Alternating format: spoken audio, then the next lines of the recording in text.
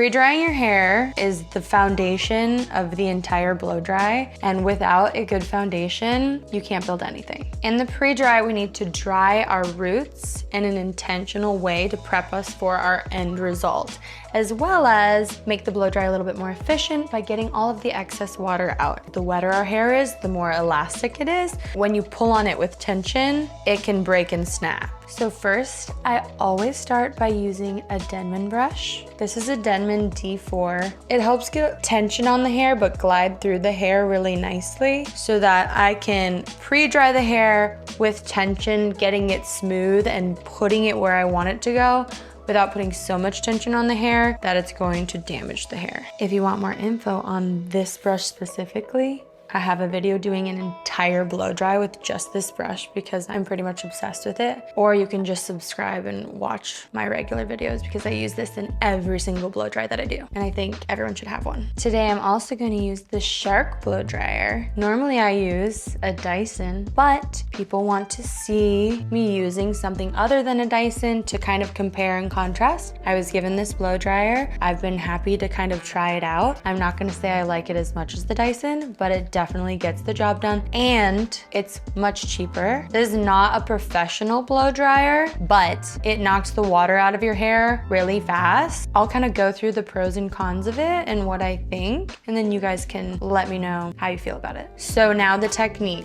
I'm gonna start at the hairline, which is what I always do with my Denman brush.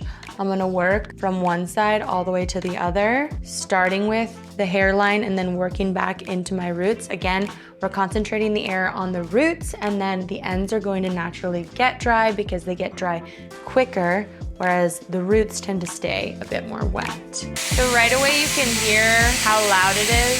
This is my #1 issue with it, and most professionals' issue with it is that it's so loud. It's like you're using a leaf blower to dry your hair. It kind of actually is painful for me to have next to my ear. I might be dramatic for some people, but I think I'm just used to such a quiet blow dryer that this is like, oh my God. But you did see how it like knocks the blow dryer back a little bit, so it's very strong. Also, the air comes out just straight. It doesn't have that like Kawanda effect that the Dyson does, which I think some people don't like because it like kind of swirls your hair up a little bit. So if you're not really intentional about where you put the air, then you can tangle your hair up a little bit. I think you can do that with any blow dryer, but that might be a pro for you. Point the air right at the roots here. Scoop with our Denman. Moving the air and pulling down.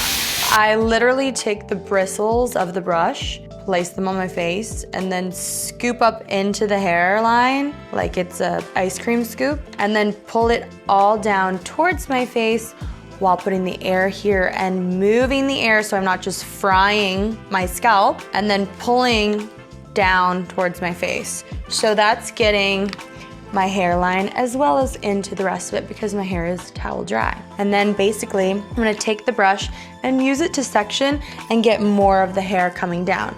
And I'm actually gonna bring all of this hair here in my face right away and kind of go back and forth, almost as if I have bangs, so that the foundation just is laying in my face and we can go from there. So I started over here with the scooping, then I kind of took the center section and just went back and forth as if I'm brushing it, but I'm doing it nicely all the way through. I'm not like getting here and then and stopping and trying to come back, because that's where you're gonna get tangled. Grab, come all the way through, grab, come all the way through, and then go the other direction to get rid of all of these growth patterns and cowlicks that can happen that make your part want to go one way or the other, or that want to make your hair come up and out away from your face. We want it to lay in our face.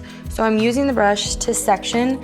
We get through this section. I'm gonna leave all of this hair over here, and then I'm gonna take this side and do the exact same thing as I did on this side, where I place the brush and scoop and bring it forward. Again, make sure you're moving the air as you go through so that you're not sitting and frying it in one spot, because it's actually gonna be less helpful in terms of getting the water out of the hair. So this will take time to kind of get used to always moving it, but once you start to play around with it, I think you almost can't not do it. You can't just like stay still in one spot, plus it'll burn your scalp. The other nice thing about this blow dryer, there is an IQ button, and what that does is like uses AI or something to check how close it is to your scalp and your hair, and it's gonna lower the temperature of the blow dryer so that it doesn't burn your scalp and hair. So if you're worried about that, then use that. Also, if you have a lot more curl in your hair or a lot thicker hair, you might need to get a bit more tension with this brush, and in that case, you're gonna scoop down before you scoop back up to get a lot of tension in the hair. And if you want a bit more detail on that, then I would watch my full tutorial on how to use the Denman brush, because I'm gonna go a lot more into detail about that, and that'll be so much more helpful in having a bit more tension on curly hair. My hair, again, smooths out pretty easily, so this works for me, but you might need more. Now we're gonna move through the rest of the hair and dry the roots. So I'm gonna use my brush to keep sectioning. We're not gonna section yet. And I'm basically going to be pulling all of this hair towards my face. So just keep doing the same thing, keep moving the air so that you're not sitting in one spot too long, and we're getting the excess moisture out of the roots of the hair while prepping it with a foundation of all wanting to lay in front of our face. Another thing you might want to do is get the roots in the back here where you have a little bit of wave. So then I'd tilt my head to the side and kind of be able to see what I'm doing here. Do the same thing where you're grabbing and scooping that and get the air on there. And then you can go in and kind of feel to see if your roots are pretty dry. And if you need to do more, you can. The more hair you have, it might take a little bit longer. But now you can see, if I just run my fingers through, this is all wanting to lay down towards my face, which is so nice already. And I don't have a ton of face framing layers, and yet this is still going to work for me. Do you pre-dry before styling? Try this on your own and tag me in your results.